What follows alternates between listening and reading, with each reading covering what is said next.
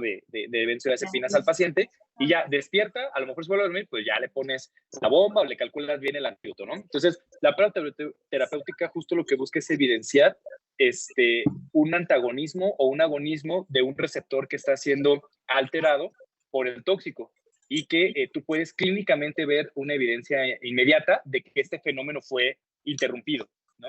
Desafortunadamente no hay tantas pruebas terapéuticas, pero cuando tenemos la posibilidad, pues son muy, muy interesantes porque te ayudan a llegar al diagnóstico a lo mejor mucho más oportunamente que esperar una prueba de laboratorio, ¿no? Nosotros, por ejemplo, la que yo más llegué a usar cuando estaba como más en la clínica era la prueba terapéutica con atropina para intoxicación por organofosforados. Que aquí es una prueba terapéutica inversa. O sea, aquí tú tienes un paciente que tiene un cuadro de cialorrea, rinorragia, broncorrea, muy llamativo, ¿no? Y tú le vas a poner en un adulto, pues 1 miligramo de atropina.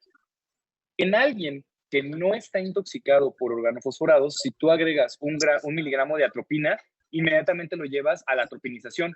O sea, es un paciente que se le van a dilatar las pupilas, va a tener la boca seca, incluso puede tener alteración del estado de alerta, porque el margen terapéutico de la atropina es muy corto, ¿no? Y atropina hay en todos los carritos de choque, no es algo que es como fácil de poder obtener.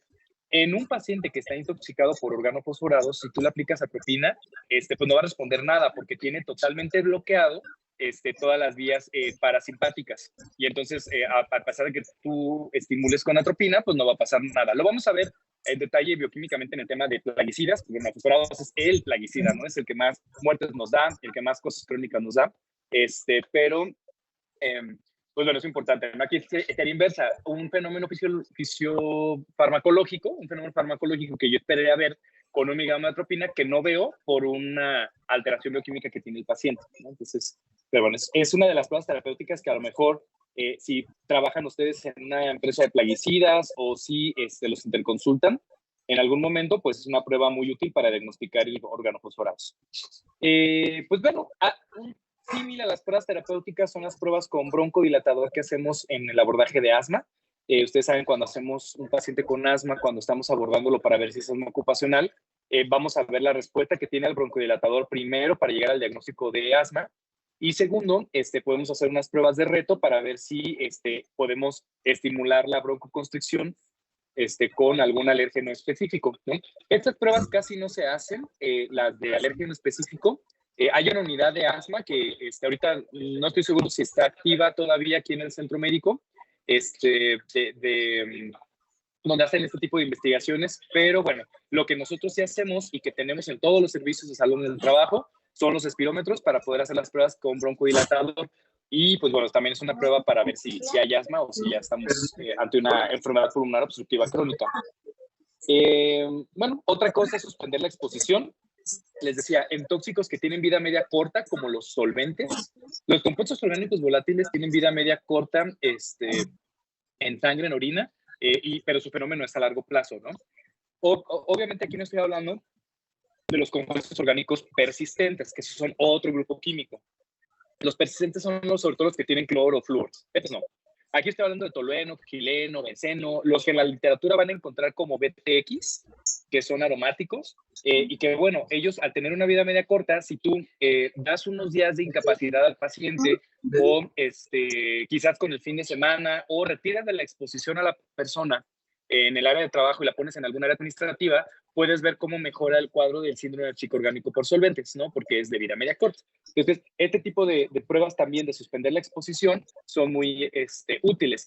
También en el diagnóstico de asma, algo que si bien no tenemos las pruebas de reto, lo que sí podemos hacer es tener espirometrías mientras está trabajando, post jornada, y espirometrías cuando ya se fue a trabajar o cuando hice esto de mandarlo a otro puesto donde no está el químico que yo sospecho y el paciente tendría que mejorar el patrón espirométrico. Entonces, es otro tipo de prueba, de reto o de exposición, a lo mejor no tan controlada como una prueba de reto, pero sí que yo puedo no exponer al paciente algo distinto a lo que ya está expuesto en su trabajo. Hay otras pruebas que son las pruebas de estimulación de excreción de metales congelantes. Estas pruebas, sobre todo, se utilizan en plomo para ver la carga corporal de plomo. Ustedes saben, el plomo tiene vida media larga, se acumulan los huesos, y entonces, pues bueno, este tipo de pruebas nos ayuda, lo que hacemos es darle una dosis de quelante ya que está estandarizada, y hago las mediciones seriadas de plomo en orina, y con esto ya hay modelos para poder estimar cuánto plomo puede tener en el cuerpo. O el mismo parámetro de cuánto excretó con la prueba de reto ya está muy sistematizado en los artículos. Ustedes van a ver 600 microgramos en la prueba de reto, ¿no? De body burden, de lead body burden. Aquí lo van a ver en los artículos. Y entonces esto es una aproximación a la carga corporal de plomo. Entonces, pues bueno, otro tipo de prueba terapéutica, ¿no? Que pudiéramos utilizar. Hay más que son más para los urgenciólogos, digamos, estas son las que nosotros pudiéramos tener algún tipo de contacto o incluso utilizar en algún momento de nuestros abordajes diagnósticos o terapéuticos en medicina del trabajo o medicina ambiental.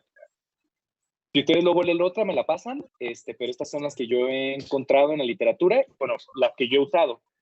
La de prueba de quelación de plomo no la he usado porque no tenemos quelantes en México. Lo que he hecho es tratar pacientes y evidenciar que aumentó, y pues bueno, digamos, fue terapéutico y con evidencia de que había depósitos, pero no he utilizado un quelante con fin exclusivo de estimular la excreción, porque pues justo cuando conseguimos quelantes, pues los guardamos para los pacientes, porque no, los que tienen intoxicación aguda, porque pues no hay, ¿no? Tan fácil acceso en México en este momento.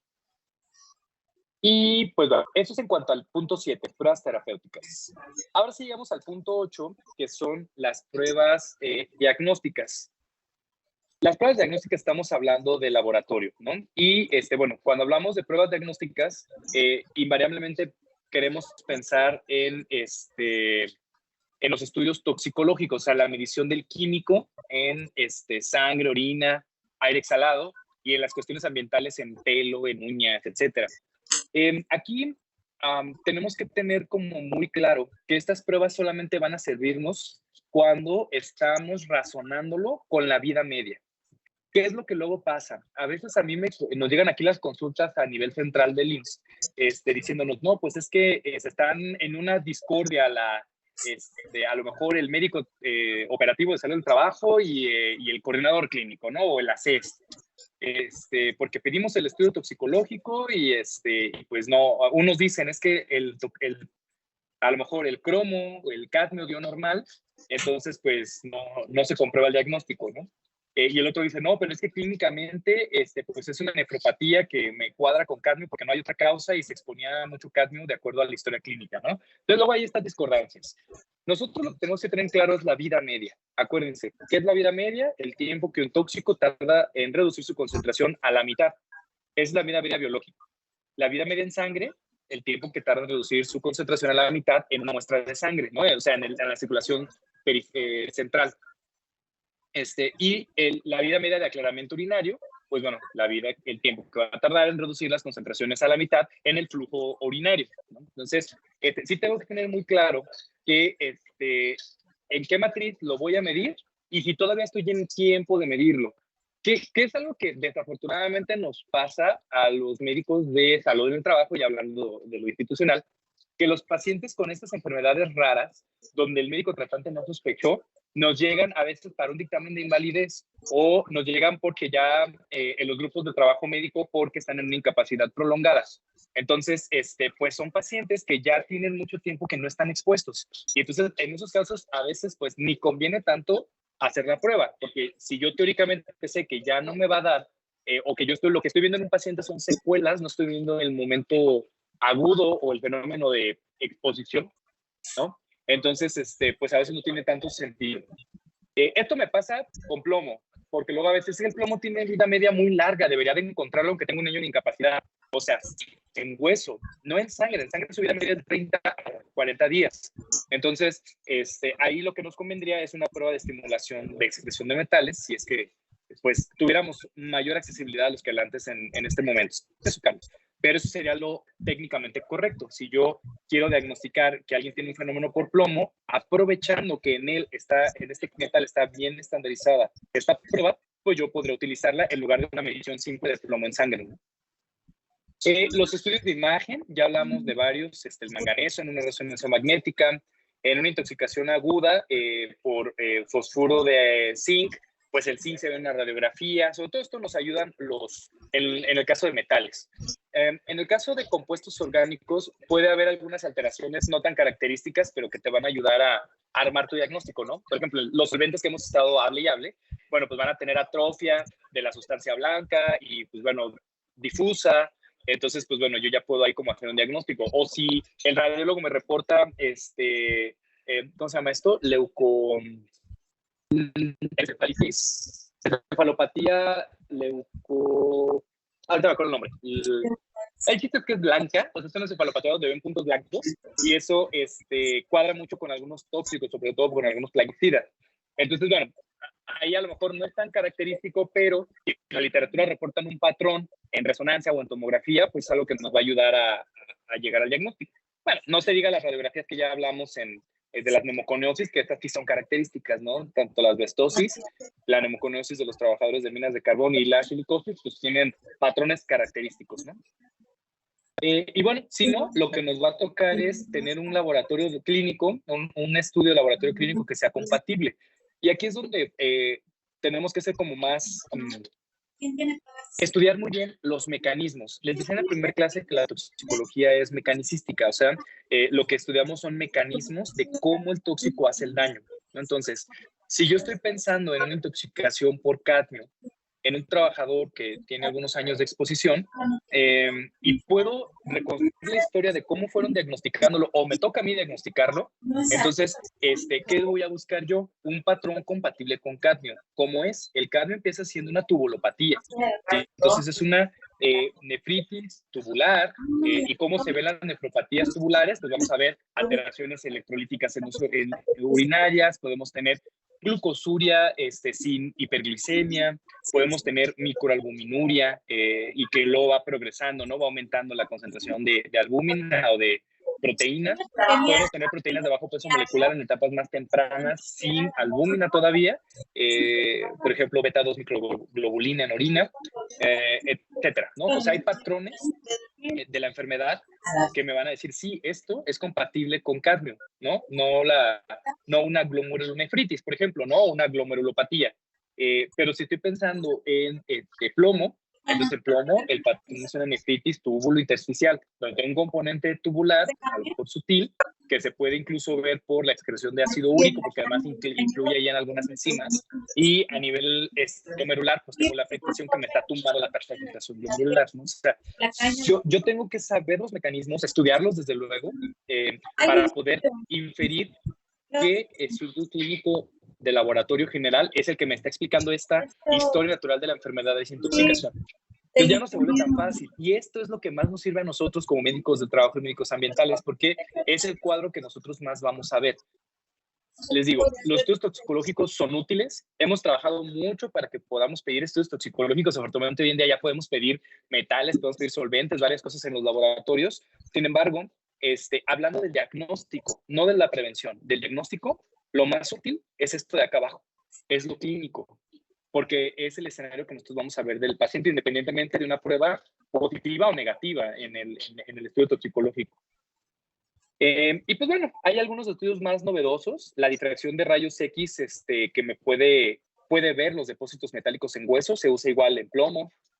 Bueno, hay hallazgos en biopsias. Obviamente, rara vez vamos a biopsiar un paciente nosotros, pero hay veces que el médico tratante lo va a biopsiar y que va a encontrar algún hallazgo. Por ejemplo, en las células se pueden ver depósitos metálicos, o por ejemplo, un paciente que quizás le tomaron una biopsia pulmonar porque pensaban que tenía sarcoidosis. A lo mejor sí tiene sarcoidosis, pero también tiene algunas inclusiones metálicas intracelulares, y entonces ese es el match para pensar en una beriliosis, sarcoidosis más depósitos metálicos en un lavado o en una biopsia pulmonar, pues es beriliosis, ¿no? Y entonces ya tú reconstruyes la historia clínica. De hecho, la sarcoidosis es una manifestación clínica de la beriliosis. El berilio estimula la producción o este fenómeno inmunológico, pues, para que tenga sarcoidosis, y eso está bien demostrado. La relación es tanta que, por ejemplo, me comentaban nuestros colegas de de la Universidad de Colorado, para los que fueron a la certificación, bueno, ellos han hecho mucha investigación en el pasado de beriliosis, y que justo haya un caso de beriliosis, siempre le investigan que no tenga una exposición un caso de sarcoidosis, siempre le investigan que no tenga una exposición a berilio para buscar la parte ocupacional o ambiental. Entonces, eso es muy importante, pues es otro de los diagnósticos que frecuentemente se nos van acá porque no está en el abordaje diagnóstico, ¿no? Buscarle beriliosis, pero tiene una relación muy directa. Bueno, en citología, estas ya son herramientas para prevención en empresas, donde yo puedo usar citologías para poder, nasales sobre todo, para poder identificar alteraciones morfológicas tempranas y que yo pueda decir, aquí el equipo de protección personal no está funcionando o hay una concentración muy importante de químicos, etcétera, ¿no? Y bueno, pruebas tan novedosas como esta que les había puesto en la clase, en la primera clase del ensayo Cometa, para detectar alteraciones genéticas que te llevan a un mecanismo de mutagenicidad en células de fácil acceso, como las nasales o incluso los leucocitos. Entonces, bueno, pero estas son pruebas no diagnósticas, son pruebas de monitoreo biológico. Vamos a tener una clase completa de monitoreo biológico, pero bueno, son herramientas que nos ayudan a evidenciar otra vez un mecanismo de toxicidad en una población, en este caso en un grupo de trabajadores, en una industria donde tienes genotóxicos, ¿no? Entonces, ves si estás teniendo efecto, incluso interacción entre ellos, ¿no? Porque estás teniendo muchas células con destrucción de ADN. Esta imagen es una imagen de un tonteado basófilo. Se ve mucho, no se ve mucho, perdón. Se ve en la intoxicación crónica por plomo. Es una alteración enzimática que te lleva a la falta de disgregación completa del ADN en toda la ruta de destrucción del núcleo, que ustedes saben que los glóbulos rojos maduros no deben tener núcleo. Y pues bueno, ahí el plomo inhibe la 5-pidiminucleotirasa, que pues evita pequeños fragmentos todavía de ADN que permanecen juntos, ¿no? Estas cadenas ya rotas, pero sí sigues teniendo aglomerados. No es tan común, la literatura dice que se encuentra en el 30% de las personas con niveles de plomo altos, pero bueno, este es el diagnóstico. El hematólogo hace un extendido, ve esto, él piensa en las talasemias, que es algo que te puede dar este tipo de enfermedades, le hace los estudios que le tenga que hacer, lo descarta y entonces ya lo manda porque, pues, entonces si no es una talasemia, entonces seguramente es plomo, ¿no? Entonces, así me llegó uno de estos pacientes y pues ya, sí era plomo, ¿no? Tenía gota ya por plomo. Entonces, son casos que a lo mejor yo les comparto lo que me ha tocado ver, que de repente nos llegan así, y que puede ser que en algún momento una expediente, una estrategia de identificación de enfermedades de trabajo, pues que en el trata la anemia y ahí se acabó, pues bueno, ahí hay que pensar en plomo. Entonces, esos fueron los 10 puntos del abordaje. Muy bien, todavía estamos en tiempo. Ahora, ¿alguna duda de los 10 puntos del abordaje terapéutico? Tratamiento y terapéutico. Sí. ¿Algún comentario, algo que hayan visto? ¿Lo habían pensado así? Junto hay un compañero, diga de que no existe no sé si estás hablando, Luis. No te escucho. Okay.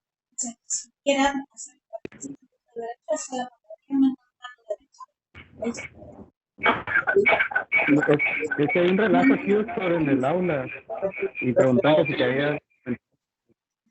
No te preocupes.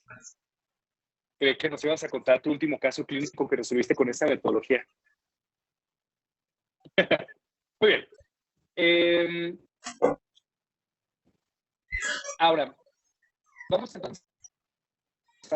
Esta es la última diapositiva de esta presentación, donde les pongo, digamos, el abordaje en la parte preventiva, ¿no? O sea, ahorita hablamos lo clínico, ¿no? Y cómo abordamos un caso que nos llega donde le vamos a buscar una enfermedad de trabajo.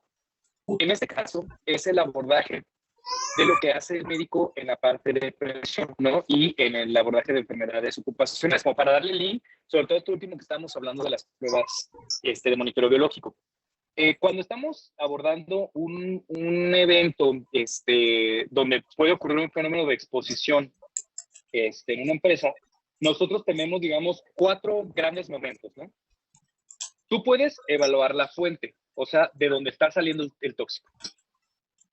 Tú puedes evaluar la exposición, que es el tóxico en relación con el mecanismo por el cual va a entrar al cuerpo.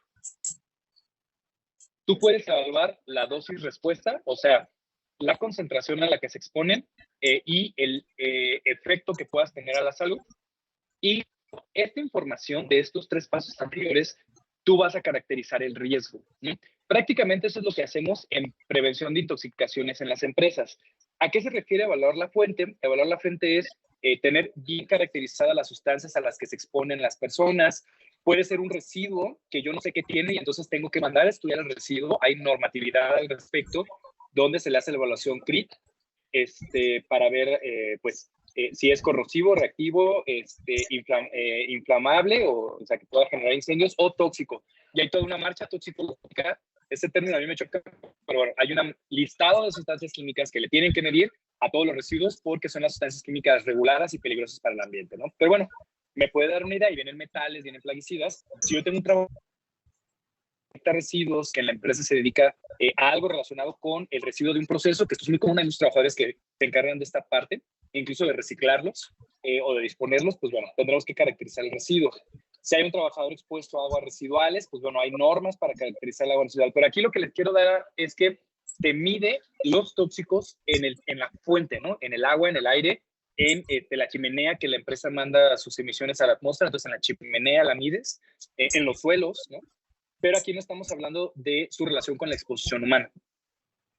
Cuando estamos hablando de la evaluación de la exposición, es lo que ustedes ubican más como una evaluación de higiene industrial, que es la que nosotros, un estudio de higiene industrial a eso se refiere, donde yo le pongo la bomba al trabajador, le pongo el medio de captura cerca de la zona del rostro para que simule la respiración que tendría, y yo estoy simulando el tóxico que, digamos, estaría inhalando el trabajador, y mido eso. Entonces, ahí yo ya no estoy evaluando la fuente, estoy evaluando todos los mecanismos que ocurren desde la fuente a que el tóxico salga, llegue a donde está el trabajador y entonces el trabajador llegue a su zona respiratoria, ¿no? Entonces, ese es un tipo de evaluación de la exposición y es lo que ustedes más van a hacer en las empresas. En su diagnóstico situacional es lo que van a hacer. Van a pedir este tipo de estudios para poder caracterizar esta exposición.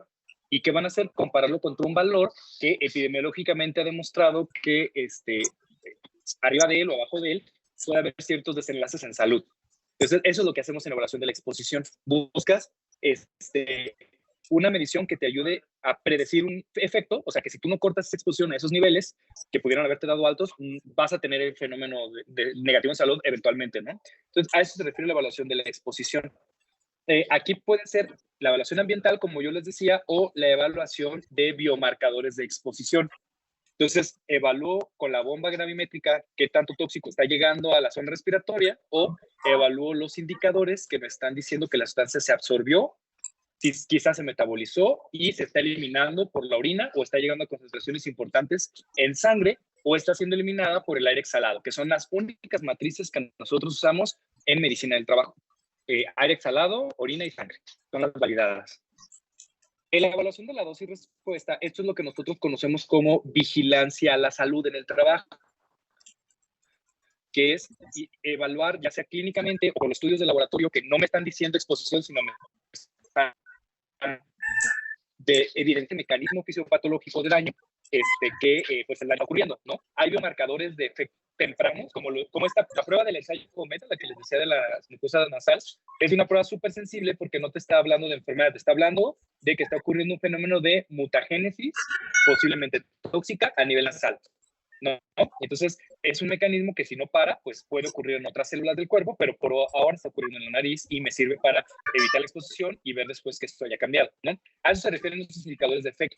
Una espirometría, si yo hago un buen análisis estadístico de mi espirometría y yo hago valores de referencia intraindividuales, puedo detectar disminuciones sutiles, transitorias en el FEB1 antes de que el FEB1 baje de los valores predichos o del LIN, que es lo que se usa en espirometría, del límite inferior de la normal.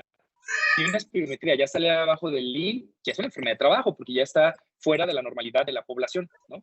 Pero si tengo una disminución sutil de una misma persona que ni siquiera llega todavía al LIN, eso todavía no es un cambio que es transitorio y que incluso quitándolo de la exposición y tratándolo seguramente regresa a la normalidad. Entonces, también tiene que ver, puede ser una misma prueba, pero si yo la uso adecuadamente, estadísticamente adecuadamente, entonces yo voy a poder usarla como un marcador de daño. Lo que estamos haciendo en el proyecto de investigación en Jalisco, bueno, pues ahí usamos la tasa de filtración glomerular, prejornada y posjornada, calculamos el gradiente de la tasa de filtración glomerular y con eso estamos identificando disminuciones transitorias y sutiles de la filtración glomerular antes de llegar a criterios de AKIM, por ejemplo, ¿no? O ya de RC. Entonces, de eso se trata, de poder diseñar un programa adecuado para el tipo de exposiciones que tengo, pero que sea adecuadamente preventivo, o sea, que sea suficientemente preventivo. La caracterización del riesgo, con eso termino la clase, simplemente es la integración de toda esta información que yo obtuve en la empresa para yo poder decir, esta es la situación de riesgo de esos trabajadores, ¿no? ¿Qué hay que hacer? No es como una interpretación más que como que cualitativa o una interpretación de la información para poder decir, ¿están en riesgo? ¿No están en riesgo? Hay algunas metodologías, por ejemplo, en México tenemos la norma 048 de la Secretaría de Salud, SSA 1, y esa norma te habla de una metodología para caracterizar el riesgo. Digo, es la oficial en México. Hay otras internacionales mucho más nuevas, es como de los 90s, pero bueno, en México es la que hacemos y simplemente te ayuda como a poner los pies sobre la tierra. De toda esta información, ¿cómo estamos? ¿En riesgo leve, moderado o alto? ¿No? A eso te refiere para priorizar o incluso ya cuando tú trabajas con una empresa, pues priorizas recursos, dices, bueno, saliste en riesgo alto en la evaluación, hay que hacer alguna intervención, porque además estás fuera de norma, ¿no? Entonces, de eso se trata la caracterización del riesgo.